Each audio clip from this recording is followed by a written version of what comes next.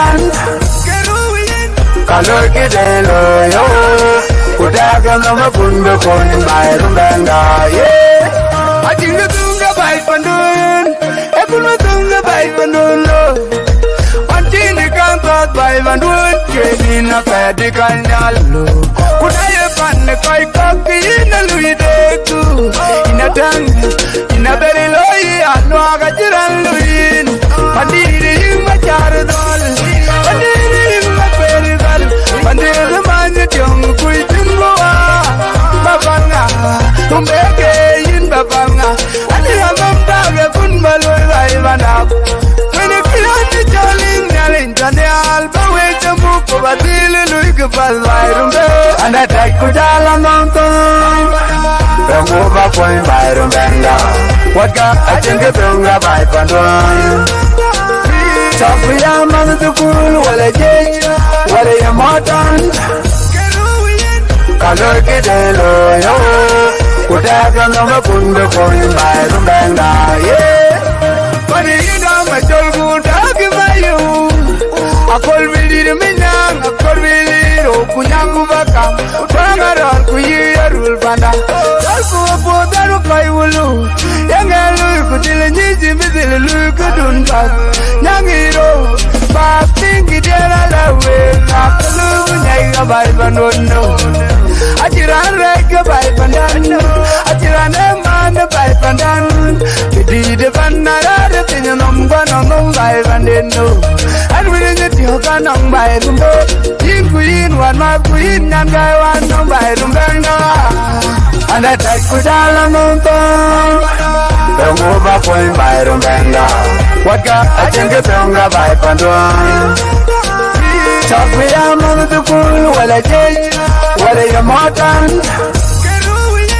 kalor kidelo yo kutaga no mabundo kon bai rumbanga dugi jamba no lar e jam kutaje kutake kun maloi bai rumbe atun guluchu kunyandor pananan dogani mark baloi bai pandon kuini padur manyangi jam atwaliya bai alolog julgani di bai pandon apodi pandir ku pandir julgo nyairi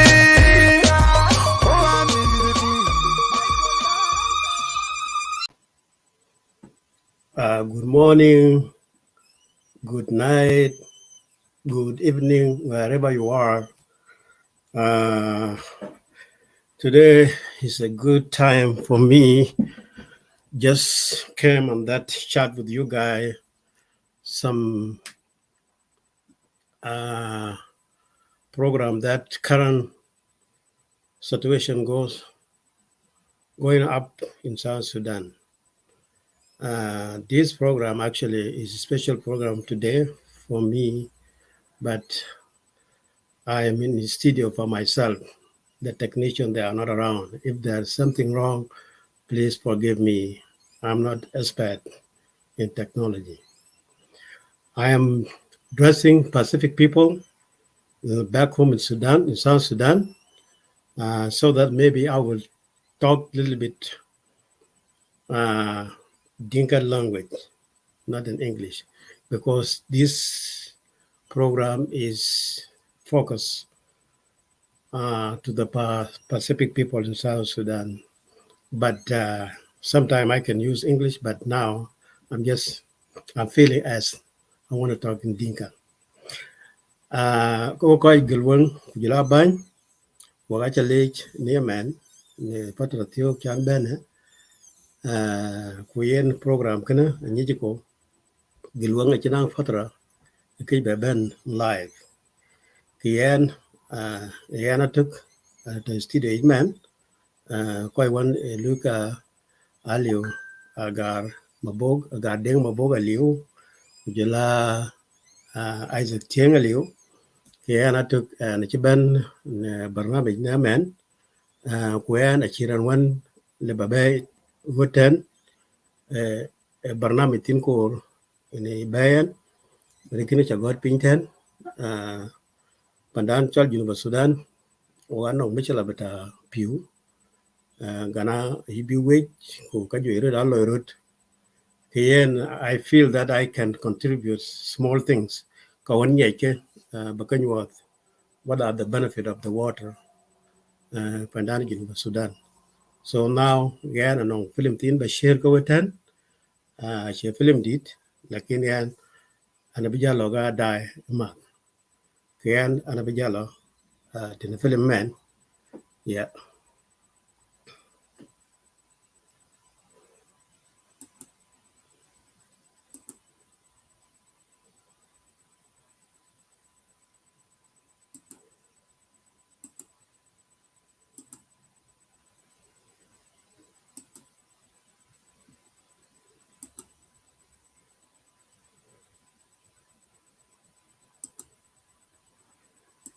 Stuck together, creating pebbles, then boulders, and eventually planets the size of Earth.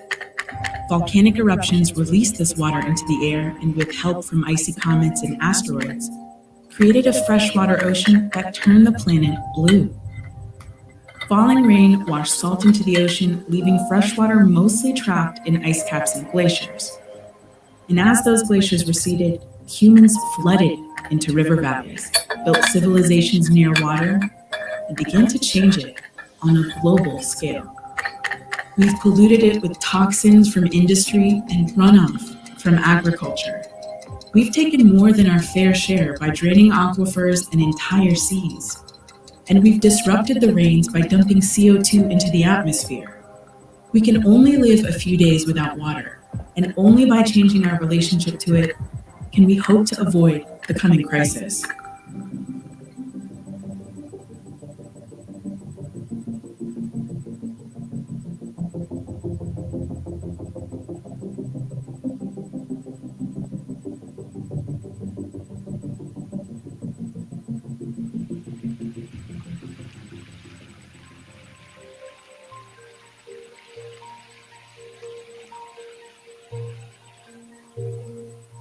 From an Indigenous perspective, water is understood as being a living force and is being equated to life itself.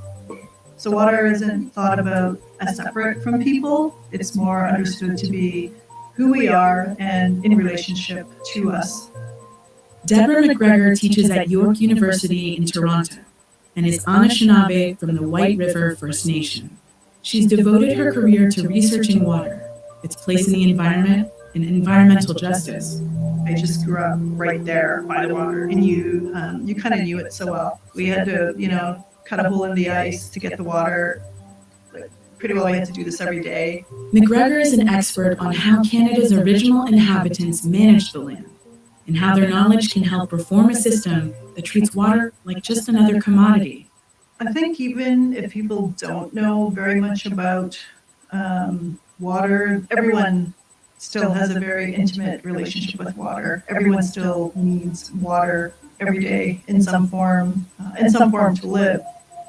All civilizations have needed access to clean water to survive, and we've always built those civilizations near water and spent centuries building systems to deliver water over hundreds of miles.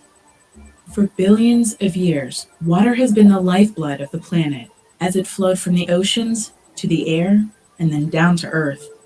But in just the geological blink of an eye, humans are fundamentally and irreversibly disrupting this natural cycle. And one impact is causing the most obvious damage.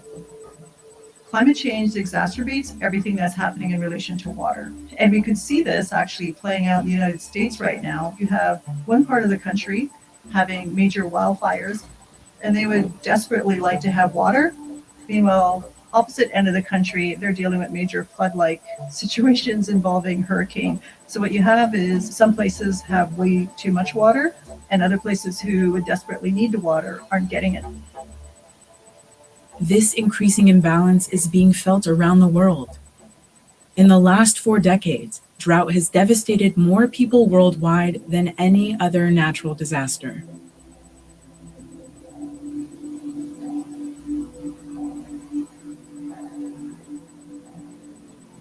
Somalia is used to frequent droughts, but not ones that last as long as this one.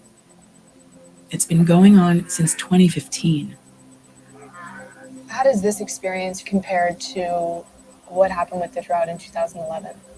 abaartii hore macnaba ma lahayn tii hore waa la sheegaba ma ahayn oo macno leh laakiin tan maanta dhacday waxaa loo bixiyey mataqaan walaale odaka weyn baa loo bixiyey waxay noqotay sima soomaali oo dhammaystiran. Over 10 years of nearly continuous drought here has killed much of the livestock and driven nearly 50% of the country to the brink of famine.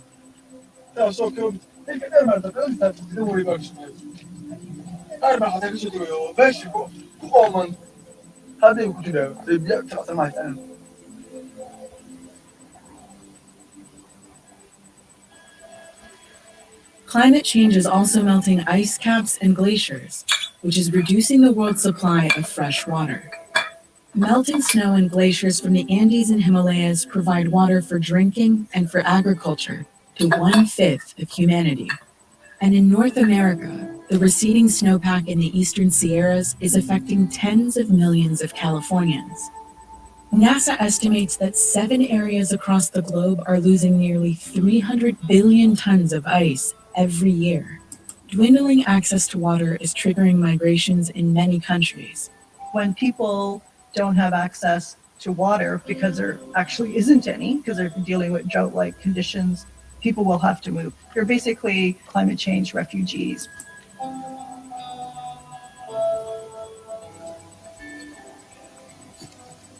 In Central America's Golden Triangle, crop yields are dropping. Audilio Mejia and his family have been farming these lands for decades. Now, he's dealing with crippling droughts year after year. Para nosotros es una amenaza, pues, el clima como ha estado. Cuando más necesitaban agua era cuando no la tuvieron, entonces eso, pues por eso fue que los bajó el rendimiento de esta cosecha. A veces uno cuando mira ejemplos de otros amigos o de otros vecinos, de otras personas que uno conoce, pues a uno le dan ganas de emigrar, pero sí se le hace, a uno de este campesino se le hace difícil, pues peor si no tiene quien lo oriente. But while it's easy to blame climate change for the global water crisis, there's a far more powerful force at work.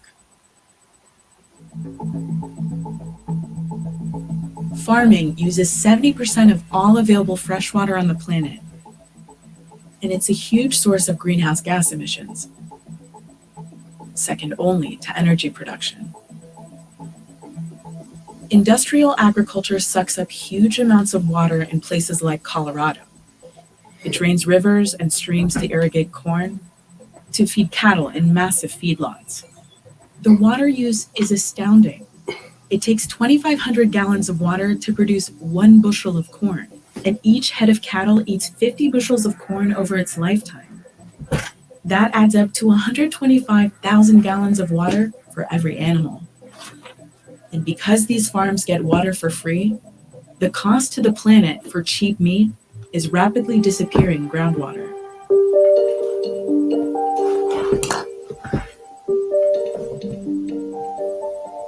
This has far-reaching impacts on farmers and our entire food system.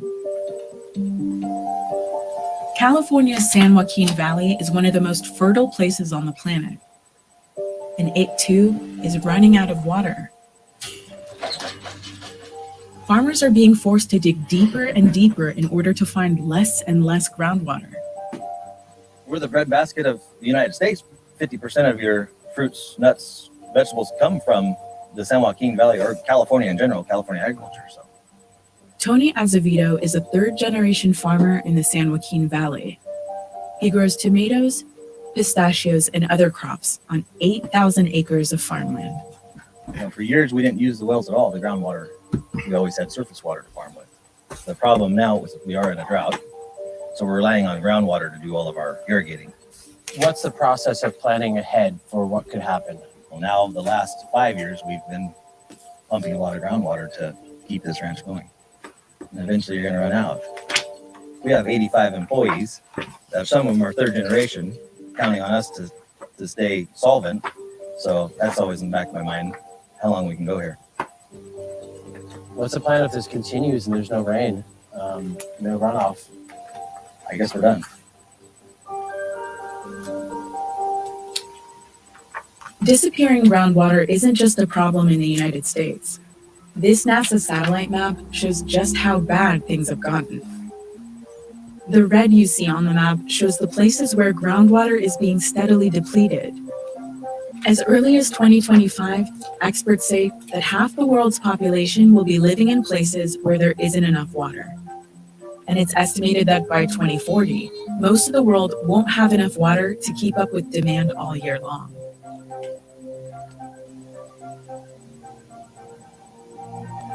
And when wells run dry, existing tensions flare up. In Basra, Iraq, severe water shortages helped spark anti-government protests.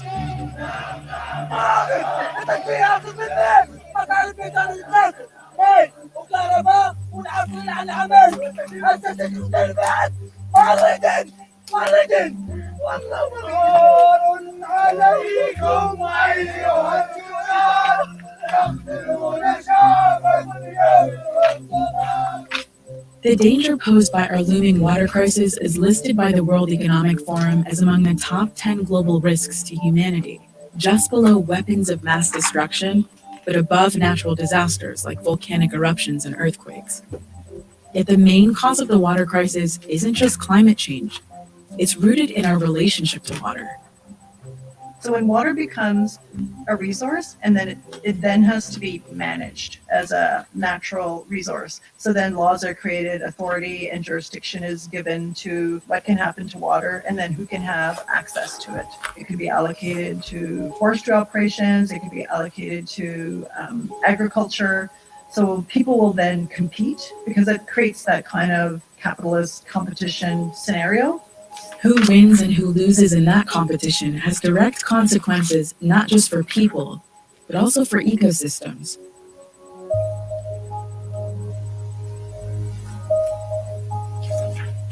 When the state of Georgia allows the city of Atlanta and South Georgia farmers to pull hundreds of millions of gallons of water a day from the Chattahoochee River in the middle of a drought, it actually affects the oysters in Florida. I want you to work in the clouds. Hurting oystermen like Abraham Hartsfield and his son Shannon. We never had sea urchins in our local bars before. This fresh water comes and pushes all these predators away. And right now, the salinity has changed drastically. Less freshwater in Apalachicola Bay means more predators. And that means fewer oysters for the Hartsfields to harvest. Because of decisions being made in Georgia, Shannon Hartsfield says oystering is nothing like it's been in the past. You call it and throw them into the bottom of the boat, and it would pile up. So many species are disappearing, and we need them for ecosystem health. And you need to have ecosystem health in order for people to be healthy.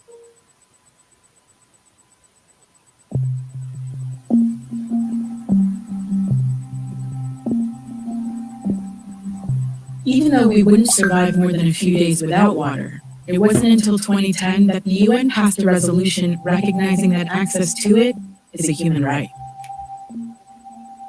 And even when they do have access to it, poor water quality means that access can be deadly.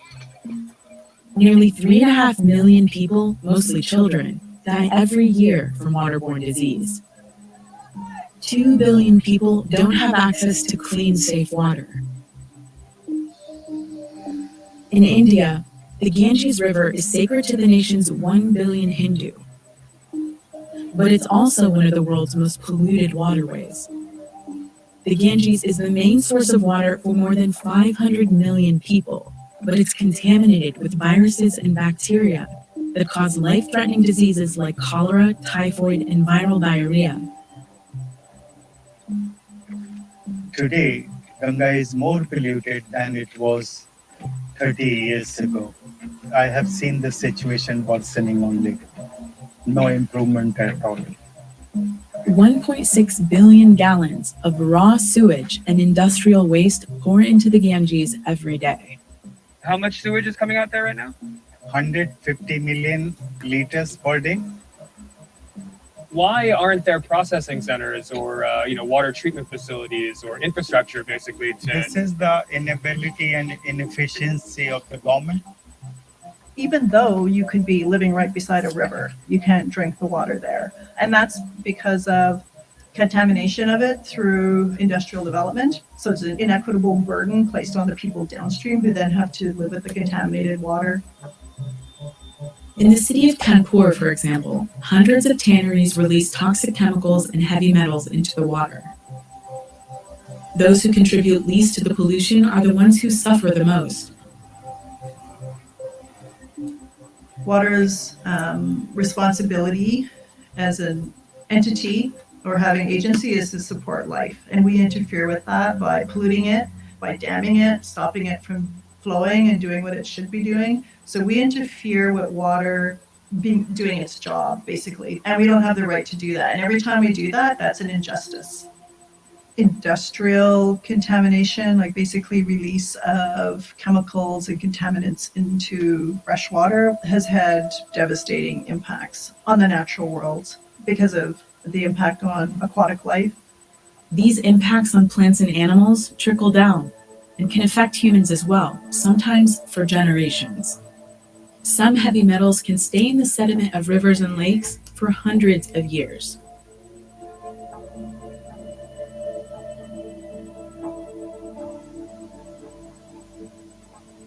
Lake Onondaga in northern New York State was once called the most polluted lake in America. Decades of industrial pollution turned the lake into a toxic waste site.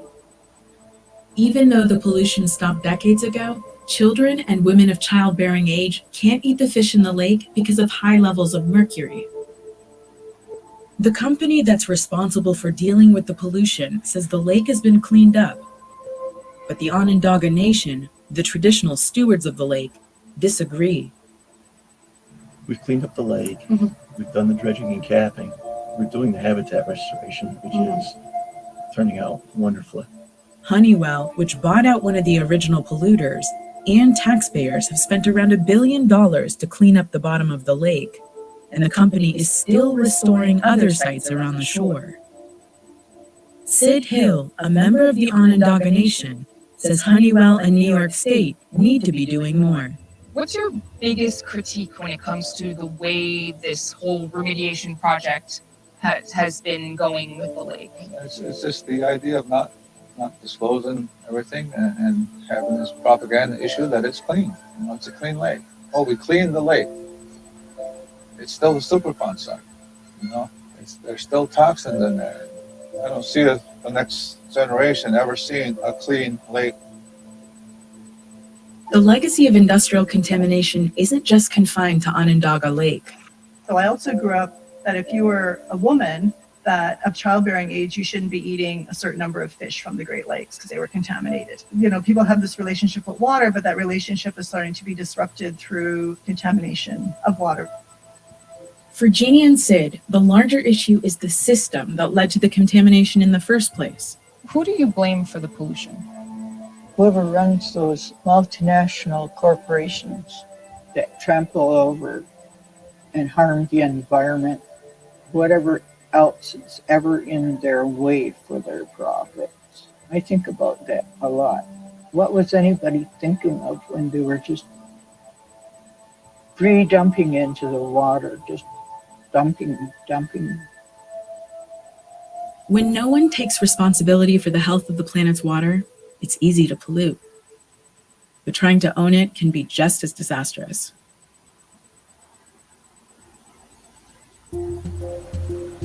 Water is thought of as being a commodity, something to be bought and sold. Water can also be property. So water is also understood to be private property. So you have unequal access. And as a result, people suffer. So having access to fresh water is really important in order to just live.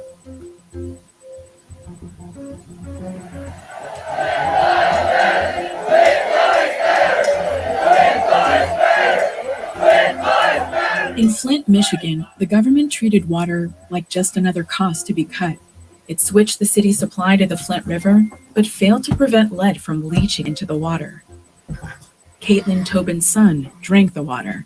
I barely let him take a bath in the water.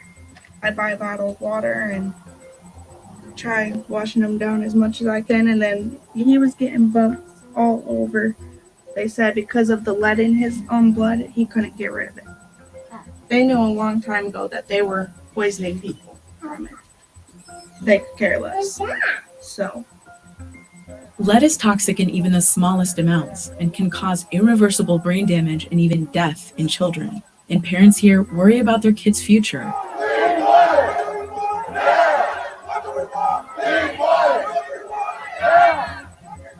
This water is from my tap. This right here shows it. They're saying this is safe for us. This is what happens when profit takes precedence over people, and we're just here to stand as one to say that we won't stand for this.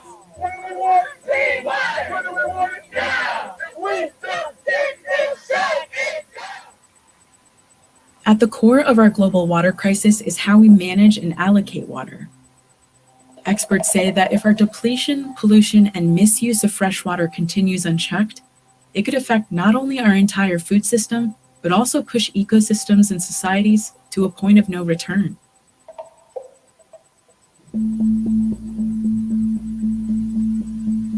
Experts say one solution to the looming water crisis is a radical shift in how we choose to see and value water. Not as a resource or a commodity, but rather as a life-sustaining force, essential for human and planetary health, and an entity in its own right. In the Anishinaabe concept, we think about water as being part of 4 elements that make up the planet, and water is always in relation to these other elements. To me, that's one of the primary things that people can learn from Indigenous peoples, is that you need to have this relationship with the natural world. When you're outside or near water, in the presence of water, to me it conveys a sense of respect. It's a sense of awe that despite everything, water is still flowing. Water is still trying to do what it's supposed to be doing, despite everything that you throw at it. It's just such an awesome power. In this new era, humans are responsible for the greatest impacts on the planet's water. But McGregor believes we still have the power to change the course we're on. People are the ones who have the power and the will and the intelligence to mess up. Like we're so intelligent that we can be so beautiful and innovative and creative, but we can also be so destructive. So there's that side of us. So we've been destructive collectively as humanity, some way more so than others. And we have to then use our intelligence and our will and our power to solve this huge thing that we've created. So we're the ones who actually have to change.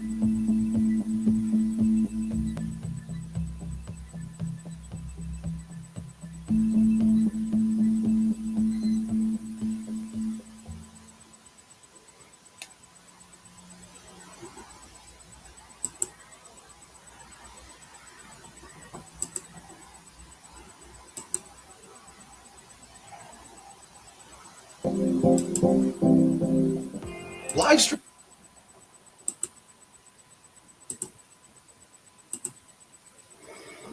Yeah, I have problem with technology.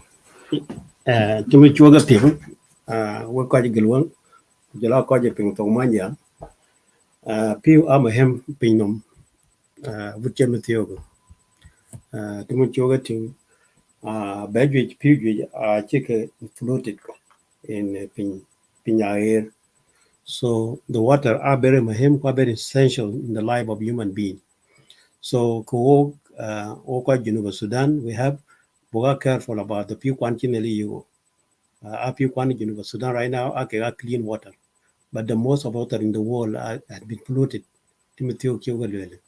Kiyen in my hemorrhage, Erikatina share cover, one of the banana beautiful share in the future because of the program that she Kuma Bebe, Kulwel Piwa Ibike, Gana Jonglega Ibi.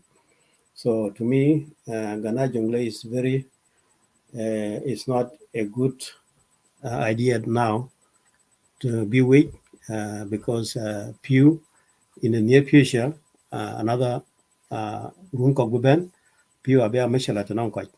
So Oganeli late because when we come work a Pew qua, kwa chin kon bilo yani we koy wona ping to manja awa gano hak chan bag program che gonna bi waga fu piwa chin tien ga yotin kuman atal ke koy gor piu ka kule ka lom ka le ka ai wa bi ka kala pur kule ka ai wa ku ba bria temen Somalia ku other countries one tatin kien em hem chan bi koy ka nyiliep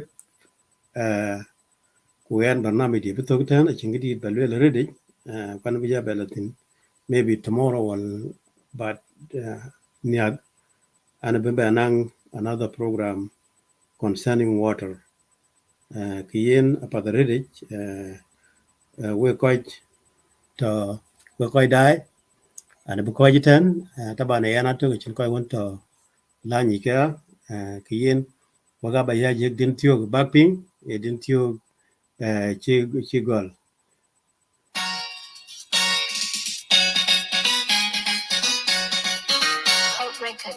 Yeah.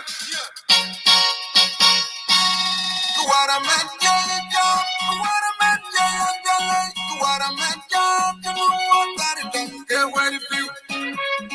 we can all let it in man. Bring me what y'all could have bring me. Like the family, but I'm the man you. What that will buy? You can allow you to wake up. Chagam, but I'm the man you. We can all let it in man. What that will buy? You can allow you to wake up. Chagam, Chagam, it's all I got to know done. It's all I got to know done.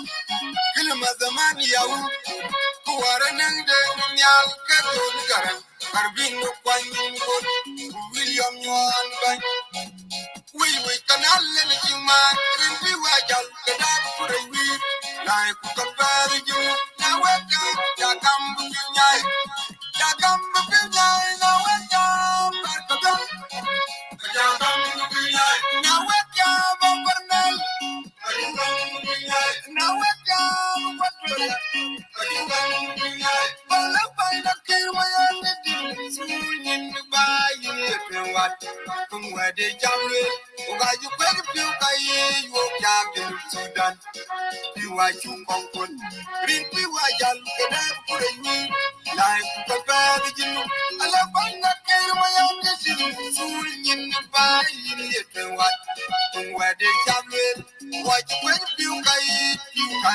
Sudan, you are you comfort. Rindy Wajan, the down for a week, like the fellow, the wake up, Jagam, night, the cannibal.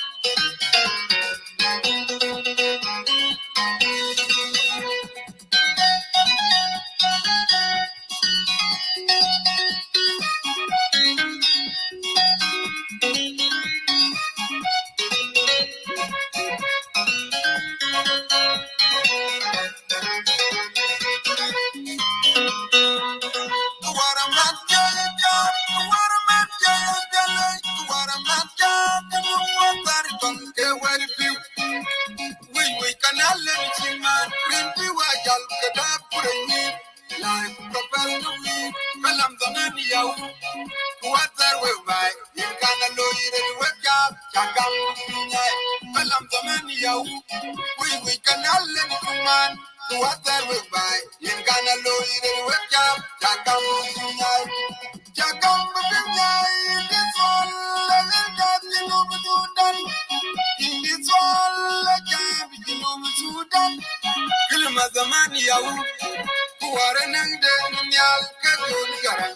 Arbin, William Yuan. We can all let it man. Rimpi wajal, the dark for a week.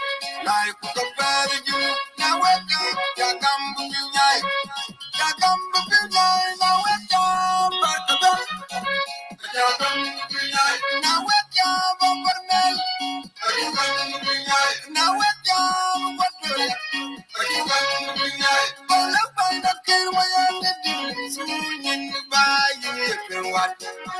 de jamre uga you kwek piu ka ye you ka de Sudan you are you konkon green piu wa jal ke da pure ni life ko ba de you ala banga ke ma ya de sur nyin ba yin ye ke wat we de jamre wa you kwek piu ka ye you can de Sudan you are you konkon green piu wa jal ke da pure ni life ko ba de you na wa ka jangam nyai ke kan ben